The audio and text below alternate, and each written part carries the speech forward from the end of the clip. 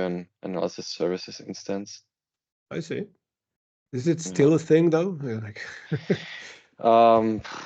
I wish it wasn't, but I guess especially Azure analysis services, a lot of people want to migrate to Power BI Premium, and oh yeah. then they want to know what they currently need to not migrate Okay. everything. So that's why it can be That makes sense. Yeah. can be handy there, I guess. Yeah. I mean, just today I had this discussion with a customer that they kind of want to make their models bilingual and stuff. And I was like, wait. Before you do that, make sure that you have a proper model you clean up, Right. because otherwise you're going to waste money and time. Oh, yeah. Yeah. So Actually, in Switzerland, that's a big topic. They want to have 4 languages, imagine. yeah. So it's a lot of field parameters and yeah, I don't know. Oof, and metadata translation, it's a mess. It takes so much resources to do this stuff. Yeah. Okay, somebody else sharing here. All right. Okay. So it looks like people will keep coming for a few minutes. But I'm gonna do some small introduction and then we can just go in, okay? Ok, bueno, pues hola a todos y bienvenidos a una sesión más de PUG Barcelona. Hoy tenemos otra sesión internacional con Gregor Brunner, que es la cara visible de una aplicación que se llama Measure Killer, que sirve para limpiar tu modelo de todo lo que no estás usando en ninguno de los informes de los que cuelga. O sea, va más allá de la mayoría de analíticas que se hacen en algunas herramientas que solo miran la parte del modelo.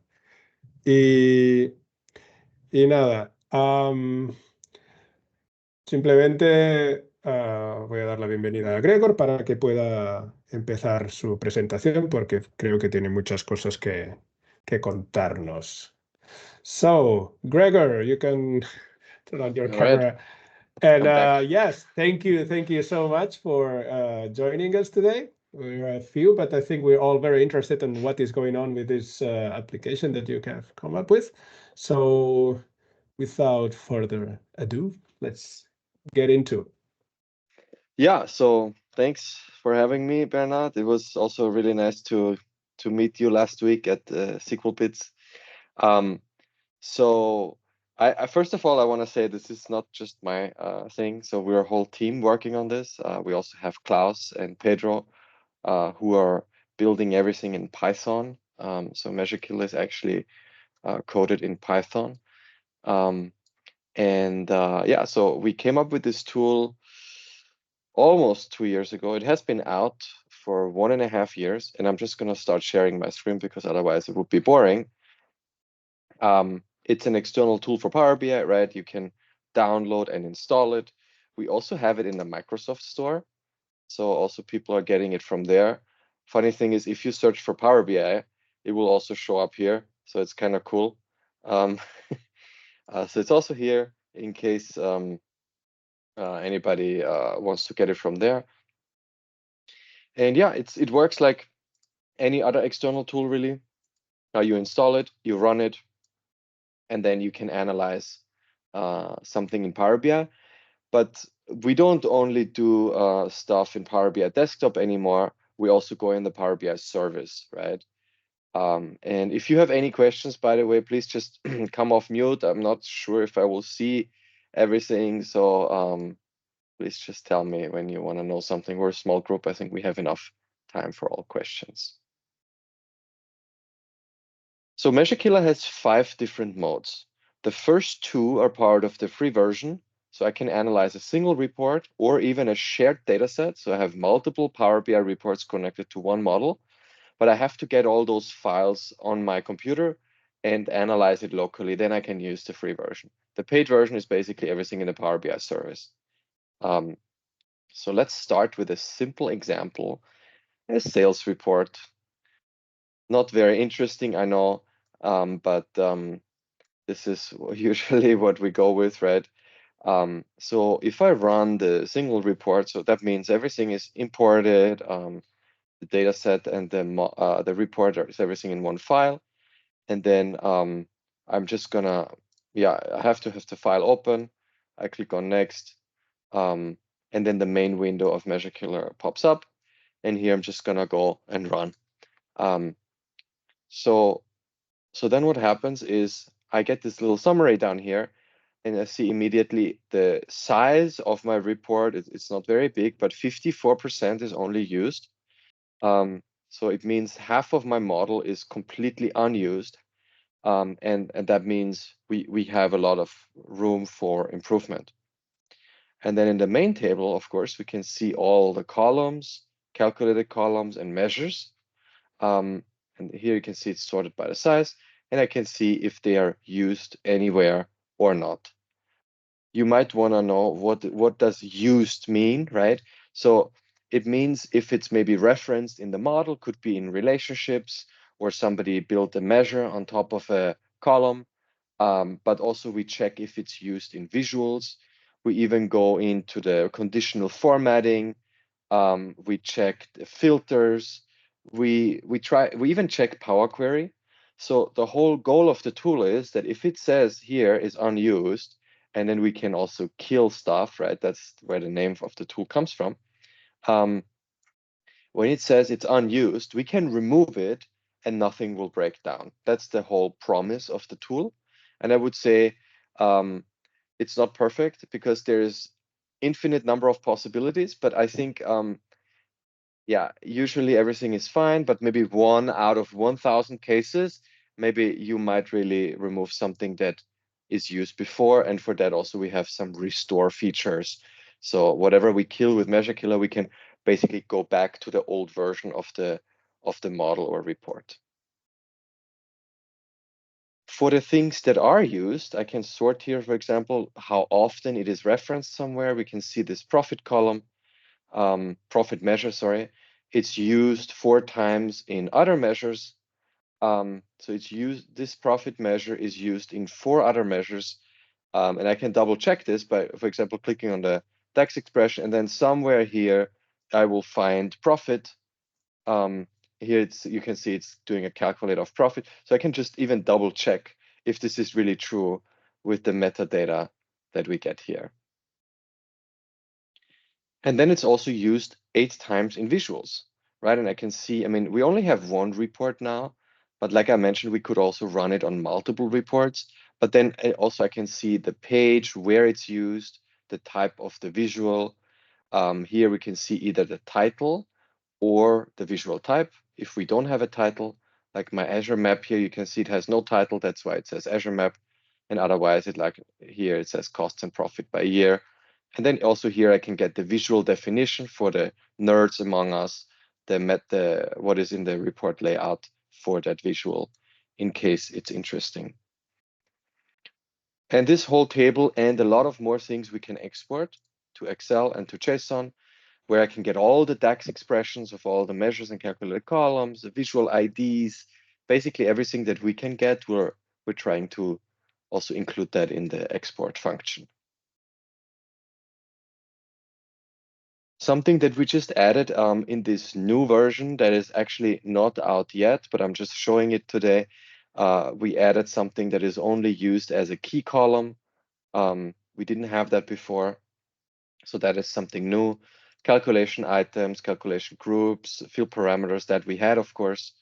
But if you mark a column as a key, now it will also show up here with a little key icon. So that's something new. Yeah, any questions so far?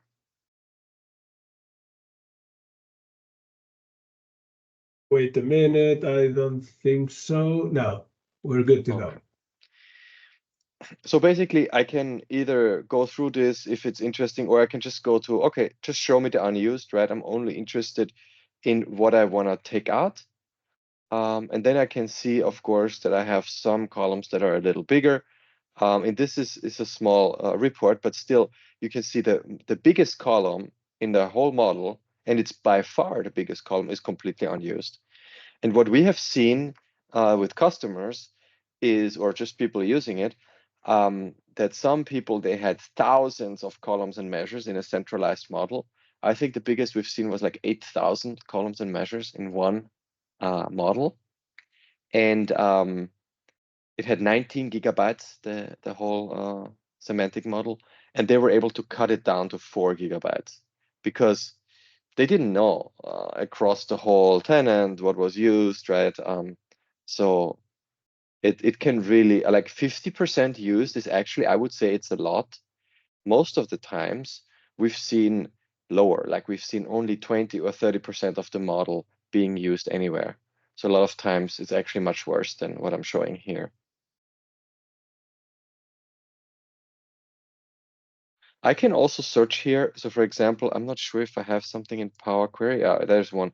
So I can, for example, just see if what is used in Power Query. I can check if we have any, I don't know, what is used in relationships. Do we have, well, don't have local date tables here, but like, yeah, this key column, right? I can just check what is used, I don't know, in an Azure map. And here we have everything like part of the model and where it's used, right? But what if I want to know what is used on a page or what is used in a report? So for that, we have this what if analysis. And here we have the full dependencies, I would say, the full tree.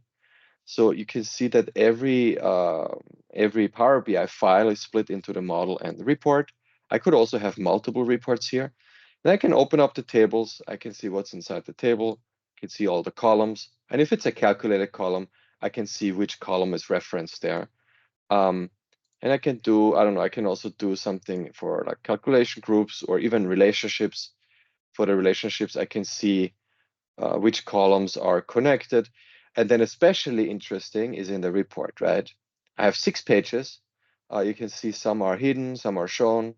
Actually, only, yeah, two are hidden. And then when I open this up, I can see how many visuals I have on that page. And then the cool thing is I can even open up those visuals and I can see which columns or measures are referenced inside. Which columns or measures do I need to build this visual without checking all the options, the conditional formatting, right? So now I know that active customers by marital status, there's a typo here, it only needs the customer key and the marital status, but it kind of also needs this measure because that's using that key. So it gives you a really interesting view across everything. For example, here we can see something is used here, which is also used in column sorting. Yeah, so it just shows you everything you need to keep, for example, a visual or a page alive, I would say. Gregor, I have a Hmm. question. Yeah, Because here you are showing by page level. right. So, but how come are the red things? Because I mean, Oh, if yeah. it's what is there, why is it red? So this is what we call potential savings. That Ah, means esto de aquí there. son lo que. Oh, sorry, my bad. That no, go ahead.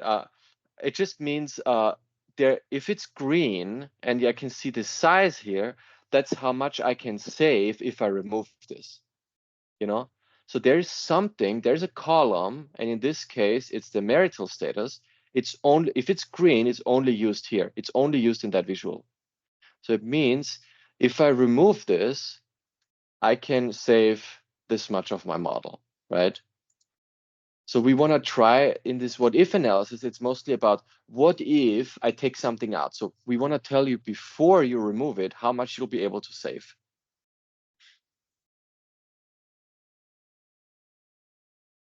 All good, thank you. Because it could be, and we have seen this a lot, that there is like a hidden page, a test page, like what is this, Calc 2?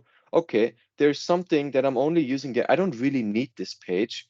And what if I delete it? And maybe I can save a lot. Like we've seen, like it sometimes could be 10, 20% because some very heavy column it is used, so we don't want to automatically delete it. But maybe it's only used somewhere that is actually not really important and it's for testing or something else, you know? Yeah, so that's what we show here. That's why we have this green and red. You can go down the full tree here and see, especially by page or by visual, it might be interesting. but we're also trying to do this for measures. Oh, actually everything is red here, so that's not a good example, but we're even trying to give the measures a size. So you can see here, what is the costliest measure? So this measure here, since it's using, well, it's mainly the customer key, and well, actually 2 customer keys are somehow used in that measure. That's why the measure is kind of using 40% of my model. It's red because those keys are also used somewhere else. But if it was green, this measure would basically take up 40% of my model. And if I really didn't need this measure, I could save that much. But in my case, those keys are also used somewhere else, obviously, like in relationships, for example, right? We're just trying to give a different view of things, something that you don't see anywhere really, but we have this information. We thought it might be interesting.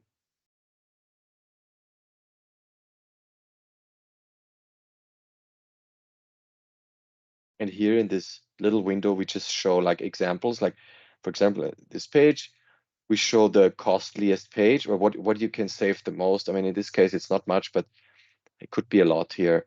It means if you remove this page, you save X%.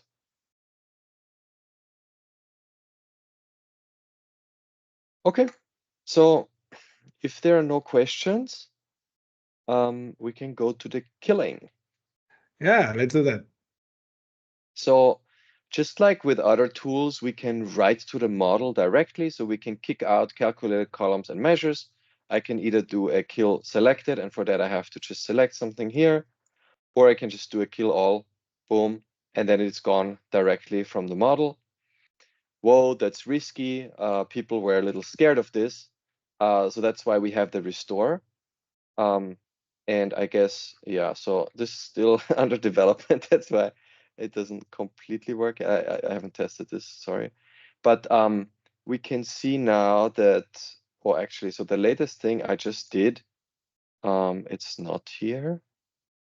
Yeah. But basically, whatever I deleted with Measure Killer, I can put it back. So every time I remove something, it creates a backup, and I can select which folder that should be. In my case, I use a OneDrive, so I have it synchronized across all the computers I'm using, or even other people in our team. You can see who did something, right?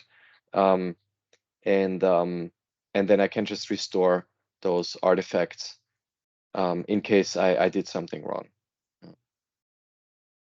And if I don't want to remove something with Measure Killer, I can also create a C# script. We took this out for a couple of versions, but now we're putting it back in because people have asked for that. So we just put it back there.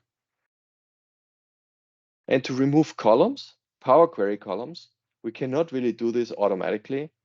We're trying to build something with Timtal, but we're not really there yet. It also doesn't have really high priority.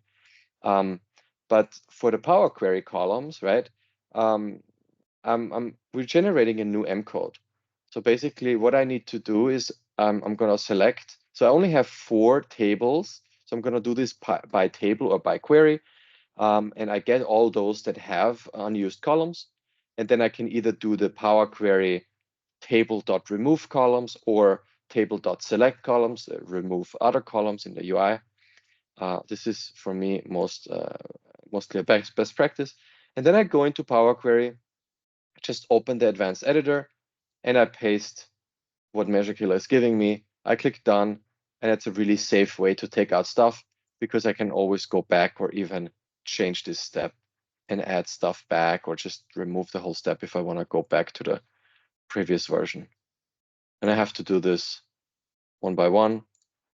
Still some manual task involved, but yeah, still it helps a lot, I would say.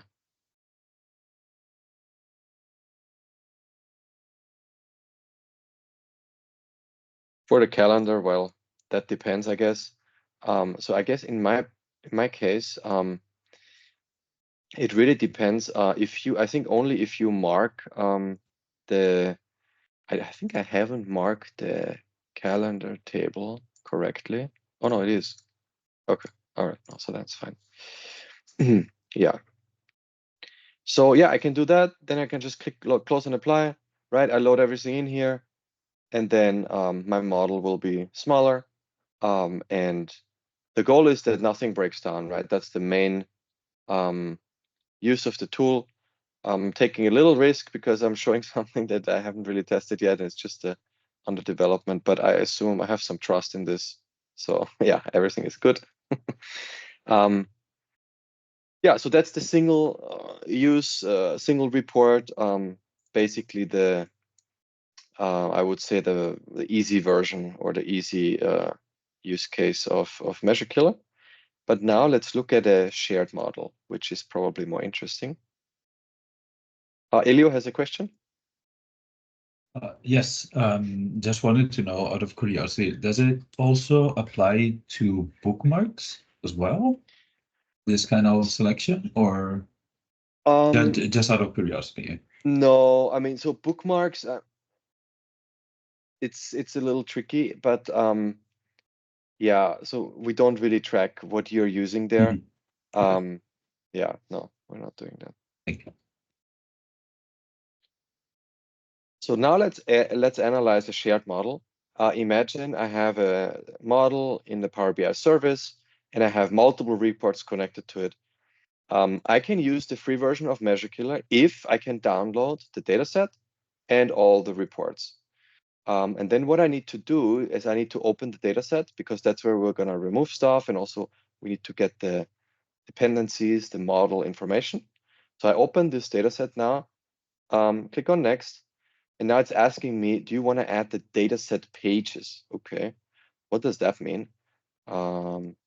So that's basically, if I have some pages built in the dataset as well, should it be taken into account of the analysis? Like if I click no, something could only be used on the dataset page, and then it might break down because it's gonna say, well, it's not used there. So, but I want to include it in my case because maybe I need this for testing. So I want also this to be taken into account.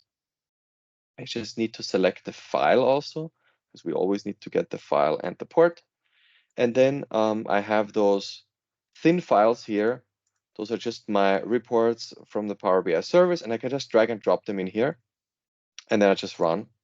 And then it's basically telling me that 49%. Now, this is a big model, right? I can see that I can save 1.3 gigabytes just by kicking out everything that is unused. And of course, now maybe I can also see something that is used across reports. So for example, here, the most used artifact is a calculated column.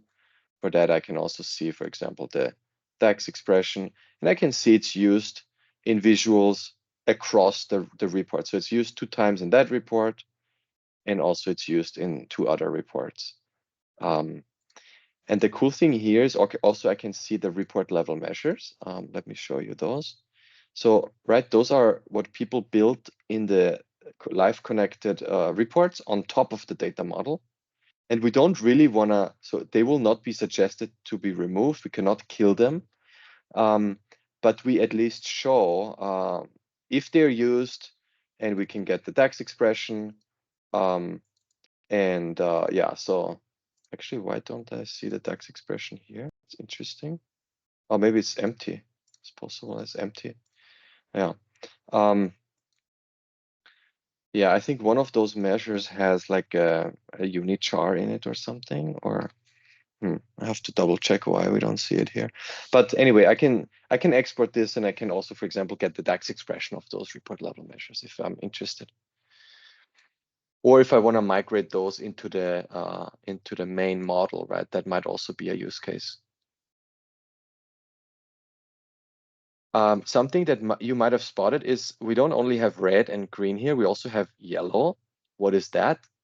So that is an artifact, that is a column or measure, can be anything that is used, but it's used by something, it's only used in a place that is unused itself. So imagine this H column. So I have this surrogate key column. Where is it actually? It's here. So this is a calculated column that is completely unused. But this calculated column is using the H column, right? So the H column is actually only used there. That's why we say it's used by something unused. So once we remove all the red ones, and that's what happens when we start cleaning up the model, then those yellow ones will become unused themselves. And we'll check this now, because I'm going to remove the surrogate key, calculated column. And you can also see that now, oh, one new unused artifact has been found, age. So now the age column is unused because it was only used in the calculate column, and that is gone. And something else that we already can see that the percentages have updated just because this column was really big. Now, basically, I already saved 500 megabytes just by kicking that out, right? So I can also see this updated already because we're writing to the model. And age column, where is it? It's here. Now it's red. So yeah, this is how it works. Any questions? The chat looks okay. All right. So here it's the same thing. I can just remove stuff, or I can do like a C# script. Actually, yeah. So then I get this red, yeah, and then basically I can remove this also somewhere else if I want to. I can search here. We also have this table view. I haven't showed that before, because here it could be a lot, right? If you have hundreds or even thousands of columns and measures, it will be a mess. So we also created this table view. Here you can see by table how much of the size of the table is used. So here 3 out of 7 columns in the table are used, which is equal to 43% of the size of the table. And we can get that for all the tables. So that now could be interesting because you can see here in this table, only one thing is used. So basically, when I start cleaning up, I'll be able to get rid of this whole table because everything is unused and this is yellow. So this will turn red when I kick out where basically it's used. And then I'll be able to remove the whole table. So there is even room, like besides the red and the yellow ones, there's even room for improvement because something could only be used once. For example, here, look at this title principles table. You can see I sorted by the table now. So there's only 2 columns in that table that are used. And you can see here, this column is only used in a relationship. And then this column is also only used in a relationship. So I really have to think about if I even need this table because everything is unused and then I have relationships. So what's the point of the table if I only have relationships where the columns are not really doing anything else? If this is not some kind of bridge table that I need for the model to work, I will be able to kick out the whole table. So even there, if you interpret it correctly, you might even find stuff that you can kick out on top of what Measure Killer is suggesting.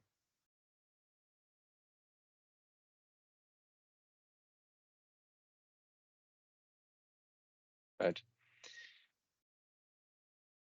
Okay, so yeah, I could clean this up now, but we have already done this before. Let me show you the online versions because that's when it, I think, gets really interesting. So we have 3 online versions. Those 2 are for analyzing exactly this type of data set. And it just depends on, am I a tenant administrator or not? So the first mode is just to run it as a normal user. And that's what we're going to do first. And actually, I'm going to switch data sets here because I have a better one to show all of this. So we're going to run this on the weather data set. And we can already see here that there's 2 reports, actually a Power BI and a PageNet report connected. So when I run this, oh, okay, well, this is what happens when you run something under development. Let me try again. Actually, I'm not sure if the guys did anything there. Let me try again if this works. Otherwise, I'm gonna go to the version that is currently out. And let's see. Nope. Okay. So I'm gonna go back to what we have out there right now because that works for sure. So if I want to analyze this mode here, I have to authenticate with my account, right? Only then we can really see stuff. So I'm going to authenticate with a Microsoft account. I can see all the workspaces, all the premium workspaces actually that I have access with my account. I have access to with my account because we're doing an XMLA connection on the Power BI models. So that's why it needs to be a premium workspace. And then I want to select the model that I'm interested in cleaning up, basically. So I'm going to go for this weather data set and click on next. And now it's asking me in which workspaces to search. I'm just going to search in two because I also want to show afterwards when I run it as an admin, because I have access to almost all workspaces in our tenant because it's not that big. But when I run it as an admin later in the next mode, then we can see how it really can find everything basically. So now you can see it only found a couple of reports because that's the two workspaces I selected, but it is one Power BI report and two paginated reports. And what I can, so this is kind of, Bernard, we talked about it a little bit before starting the call, right? This golden data set thing, right? So that's what we're trying to do here. And we can automatically find all the connected Power BI and paginated reports. And I can even add local files here. So it can be any type of Power BI file. It can be a paginated report. And what is really cool, I can also add analyze in Excel here. And I have a file here. So we don't automatically find those. We're trying to build something to query the activity log to see who is doing something with analyze in Excel, but it's not really in this version yet. So I need to find the people doing that myself, get the file, and then add it here. Because if I want to make sure nothing is breaking down, so I need to add those files to make sure if something is only used, so those are people running Excel on top of the Power BI semantic model, right? So they're querying the model, they're building an Excel report. And then something could only be used here. So I want to make sure I'm getting that so that this one will not break down when we clean up our model. Any questions here? Not really. Okay. So I'm still running this as a normal user, right? That's why we don't get everything, but I'm gonna show afterwards what happens when I run it as an admin. Now we're doing the XMLA connection, so that's why we need to authenticate. We need to authenticate 2 times, and so Measure Killer is pulling all the metadata from the model and the reports, and you can see it's really quick. And I can see 60% of my model is used, 40% is unused, and it's the same thing. Just when I kill stuff, it's gonna write to the XMLA endpoint. So I have to be careful here. And now you can also see basically all those backups, right? And I can restore those because in this version it's actually stable. And yeah, so basically that's how I can put stuff back in. But every time I remove something, it creates one of those backups, basically. Yeah. Okay, so removing the columns, we still need to do kind of manually, just like before. I need to do it in Power Query, or I can do it with some other tool where I can just copy paste the M code and take out everything that is unused. And for this, of course, I don't need any Power BI desktop.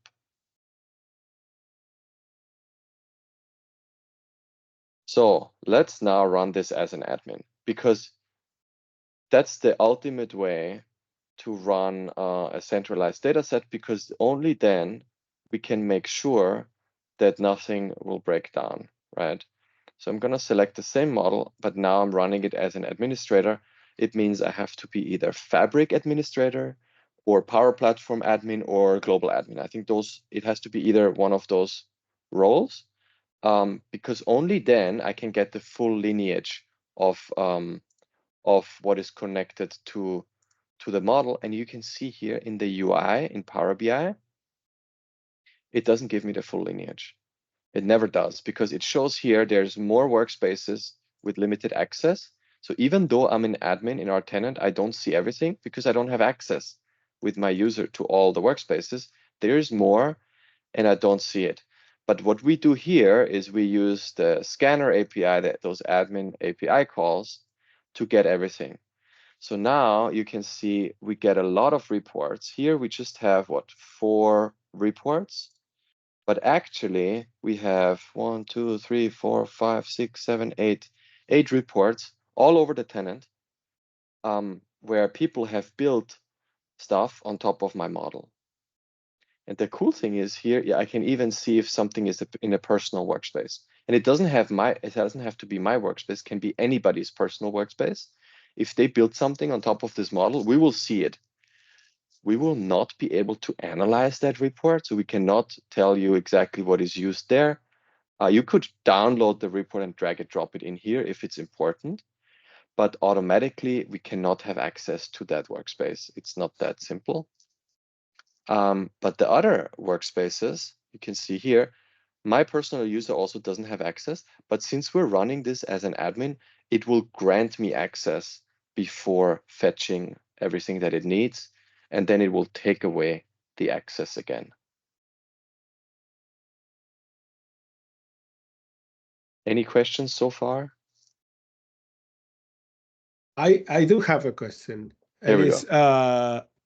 What if I'm very fancy and I've put all the personal workspaces in a premium capacity? Would then have access to those models in the personal? No. I don't think so. I think you still look, the only way, and you know this, right? The only way to get access to those nasty personal Yes. workspaces is to get it here temporarily, right? Yeah, but you could have them as well as premium. So maybe you do both things. But yeah, of course. You mean you would not have access even if it's premium. I think so, yeah, because I think my workspace, is in premium. Oh, is in mine capacity? is a premium per user. It's like this personal premium mess thing, but I still you don't have access and you don't have XMLA endpoints either, right? It wasn't there. No, I don't know if you had access. I think maybe there's a workaround. Let me see. Yeah, but probably the access you can only get it through here, right? Yes, I think there's no API call, right? No. So I can open this. I can get access to Klaus's workspace, for example. That's true. And then I think we never go into that. So it's just completely out of scope generally. Yeah. But I think you could at least do it manually, right? You can download the report from that workspace because you know where it is. So now, here we go. Now this is Klaus's workspace. Oh, there's nothing in there. Well, anyway. So the point would be to just go there manually, download the file, and drop it here. And drag and drop it in here. Exactly. That's the workaround. And another question that came up to me is that you showed that you can add Excel files here. Right. Is that not possible with the free version? No. Paginated reports and analyze in Excel is not possible with the free version. Okay. Good to know. Thank you. Yeah. What we do have here as well, and we only have that if you run it as an admin actually, is actually, wait a second. I think we might also, I'm not sure about this. We might also have this in the as a normal user, but you definitely will find all the downstream models if you run it as an admin. So this is a composite model, right? Direct query to this data set. And the crazy thing here is people could rename stuff, right? You could, in this composite model, you could only import part of the other model. You can rename columns. So we're even tracking the changes you're doing here. So if there's a column that is renamed and then that new column is used in this report, we know which column it is from the parent model. So we're tracking it down, even if it's multiple layers of those stupid composite models.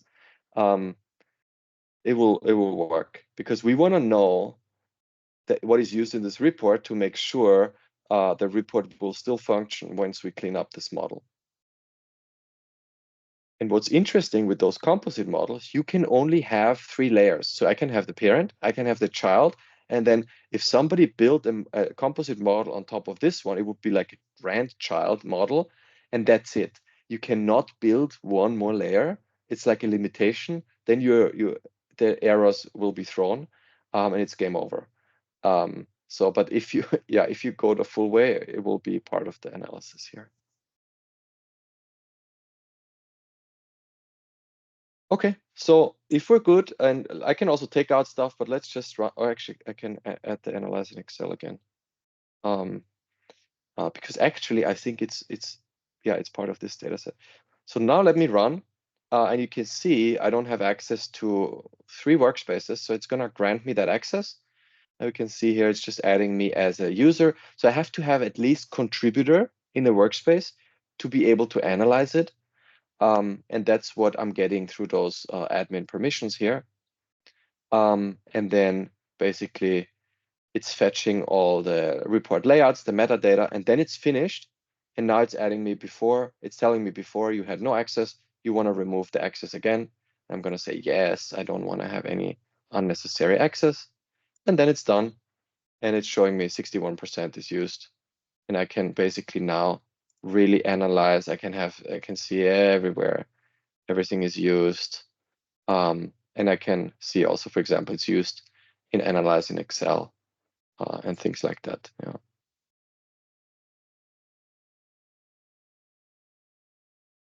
Question. So when it's just analyzing Excel or any Excel connected file would also be accepted. So if I have a a DAX query in a table. Yeah, DAX query works too. Yeah. Wow, awesome. We don't know exactly what we're missing here because, of course, it doesn't happen that often, right? So we tried to talk with some people who really know Excel, like Win, and he helped us, for example, a little bit with stuff. But still, the Excel is actually the easiest to get. It's quite easy to see what is used there. The hardest for us is Power BI reports, then it's PageUnit reports, and then whatever you do in Excel is actually the most straightforward. But it still could be something that we haven't tested for. But yeah, so far we haven't heard any complaints. Good to know. Okay, so that's like optimizing the model, optimizing reports, right? But we're also doing some other stuff nowadays. And that's what we're doing with tenant analysis. And so here, I think this is really the coolest thing we have ever built. I'm gonna make this a little bigger. You can see, I opened this up, and again, I have to be an admin to run this, right? I can see all the workspaces in the tenant. I can see how many workspaces we have, how many models, where they are they in premium and pro, reports. I can see what is in personal workspaces. And then I'm just gonna start running this because it will take some time and I can continue to explain stuff. And now you can see it's just going crazy, right? So what it's gonna do now, it's gonna fetch all reports and all models from my whole tenant. And we built this so it can run on thousands of artifacts. We've tested it for more than 1,000 workspaces. And so far it has worked. It's still kind of preview and really new, but here we're trying to basically analyze everything, basically all Power BI reports, all models, and all models, not the paginated reports really. We could add those, but in the whole tenant. And of course, you can also search and you can select, I don't know, I only want to do those workspaces. I can also always stop and then start it again, and it will add those results. So I don't have to run it once at a time.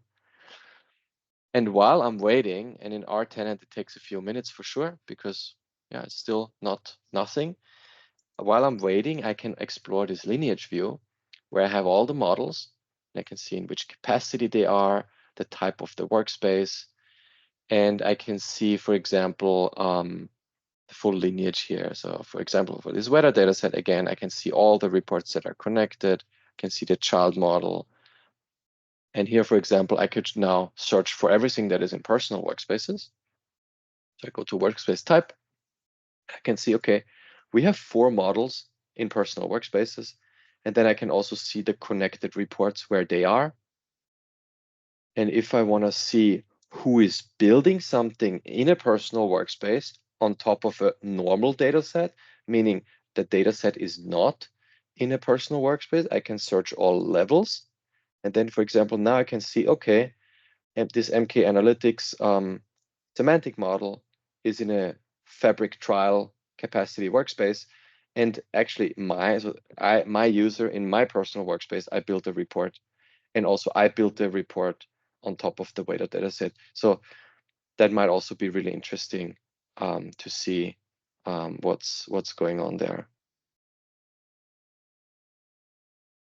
You can see in the meantime, it's getting all the reports and models. Some of them, it's also throwing an error. You can see, for example, personal workspace error, like it cannot get something in the personal workspace. Some data sets are also out of scope, like the report usage metrics, or the default semantic models in Fabric. We cannot run all the DMV queries there, so we can also not analyze them entirely. But this is like a whole tenant level scan, and once this finishes, we can see some really cool stuff that probably you've never seen before, or if you've done it, it's gonna be a crazy amount of work. Yeah, but if you have any questions. We do have a question right now in the right. chat. It's asking if it's possible to see the type of refresh that is for each model, if it's either program or it's done through some sort of API from Power Automate, or even like the last time something refreshed. Is that something that can be seen? No, we don't have that yet. We just have the last modified bias. We give you the user, but the refresh is something we could add. Yes, that's a good point, but it's not in there in this current version. Maybe let's stop and let's see what we can see, right? So I'm just gonna stop it now, and then basically it will show me the things that didn't work. And well, here we go. So it also gave me access. So one of the bottlenecks we still have is, of course, you need to get access to all the workspaces, and there are some limitations there. But after it ran, it also wants to remove that access again, right? So, oops, it's doing that now. Yeah, we have some tooltips here. That was kind of weird. But I can also see what didn't work, right? So the Fabric, some Fabric semantic models that are automatically created. The normal Fabric semantic models, the custom created ones, those are fine. But there are some limitations for the default ones. But here we are in the model tab now, and you can see I see all or almost all models in my tenant. You can see the size. I can see how many calculated columns they have, and whoa, this is our crazy one. You can see 1,400 calculated columns. If I open this up, I can also see, oh, we have local date tables. That's actually already 1,000 calculated columns. And so 90 megabytes local date tables. Imagine it's more than half of the size of the whole model, which is crazy. But then whoever built this, and actually this is really funny because it's a real world example. Somebody actually built this report. Even in the tables, we can see we have 400 calculated columns, right? So what I can do now, I can search on a tenant level for local date tables. So I can see all the models that have those. Or I can search for many-to-many relationships. I just have to change the column that I want to search because it's in the type column here. And I can see all models that have many-to-many or even one-to-one relationships. We didn't flag those yet. Maybe we should.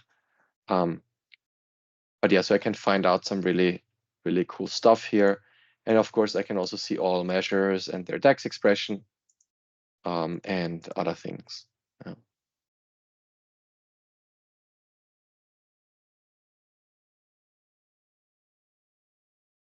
Well, and at some point in the future, you might run DAX optimizer towards all of these models. Yeah, API call for that. Yeah. But the thing is, DAX optimizer, I think it doesn't really give you the new DAX code yet, right? It's not sure exactly what to do. I think it's just suggesting some things. Yeah, it says, yeah, start fixing this measure first and sort of thing. Right. And then for the reports part, you can see also we get all the reports. I can see the number of visuals. Is this, by the way, big enough? Do you guys see everything, or is it really tiny? It's tiny-ish sort of thing, I would say, but okay, so make depends on the make screen, it a yeah. little, make it a little bigger. That's good.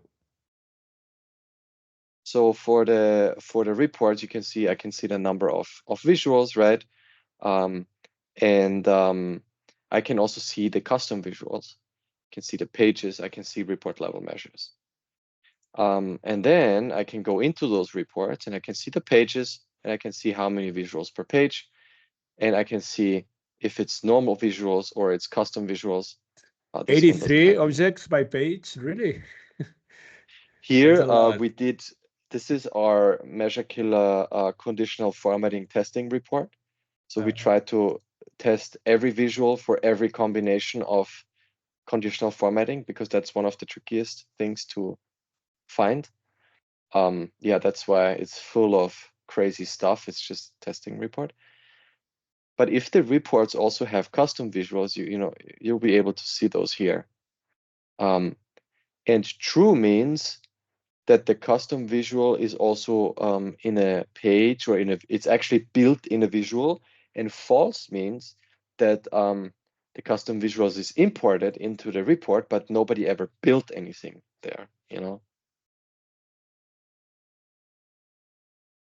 Actually, the crazy one, the crazy report, the criminal, here we see this criminal one, because I stopped the execution, it hasn't done this report. So let me run it also for that, because that is the craziest thing we have. You can see it just took like a second, right? So now I have this, look. This is also this real world example that has 1,000 visuals, 50 pages, and like we already saw this before, but the biggest page has 267 visuals. It's mostly bookmarks and this kind of stuff. So the coolest thing we have on this report page or report section is I can search for custom visuals on my whole tenant. And I've not seen this anywhere else. So I can search for Azure Map, or, oh, I guess we don't have anything, or Flow Map or something. And then I can see exactly which reports have that custom visual in there. Of course, I have to search by the name. Yeah, or I can also even search for the type, right? I can search for here, type custom visual. And then I would see all the reports. We don't have the auto collapse here yet, but we'll add this in the new version. Now I can see all the reports in the tenant that have some kind of custom visuals. And by the way, we can export this huge thing, everything we have in the reports, in the models, even here in the selection, we can see, I don't know, who has access to the workspace, can get a full list of AD groups or individual users. I can export everything as a huge JSON as a documentation of my tenant.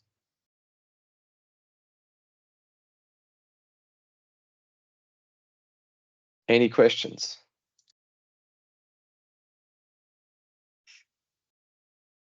Nothing in the chat. Any ideas? I mean, so the refresh, I think that was a good one.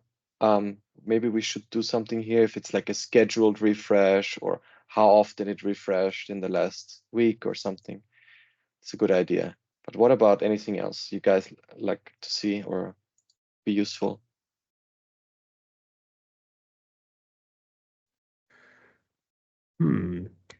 I don't know. There's a lot already that can be done with what you have now. Right. And, it's interesting. Of course, it depends on, being an admin is a big thing, but that would be a really good tool for admins, I would say. There's not so much out Right. there for Yeah. managing. Especially it's easy, you just need to install it. There's no, like, you don't need any additional libraries or anything. You just need to install it and account, Mhm. Microsoft account. We don't have a service principal yet. So you just Okay. need to have the login and password. The problem is also, the Fabric APIs, right? They don't support service principal authentication yet, I True. think so. Yeah. Mm, Yeah. right. Yeah, I mean, I was wondering the size of the columns and everything you mentioned. This is what comes from the VertiPack analyzer sort of Exactly. information, right? Okay, Exactly. that's quite nice Yeah. indeed. Yeah. Hmm. I have that here. Calculated columns and normal columns, of course. So yeah, I could even search for all calculated columns, right? Let's try this actually. I've never done this before. Calculated column. And I want to find the biggest one in the whole tenant. Can I do that? Well, I guess the sorting doesn't, this is the one. Because it's hierarchical. But it's No, not really. It's sorted, it's only sorts the first. Yeah, so I would need to export the JSON and then do that there, but yeah, I can makes still sense. get all of them here, of course. And I think initially they are sorted by the size, but not if I search here. Yeah. Anyway, there's a lot of things you can do. So if somebody is also interested in the paid version or something, we are also very open to giving out trials, letting people see how it works. So you can just reach out and we'll figure something out. Yeah. Wow, that's awesome. Yeah, I mean, especially when you have some big file, this is first thing, just clean up everything and then start working on something. Oh, I think there's a question regarding certified visuals. Yes. How can we know if it's certified or not? That's a good question. Yeah.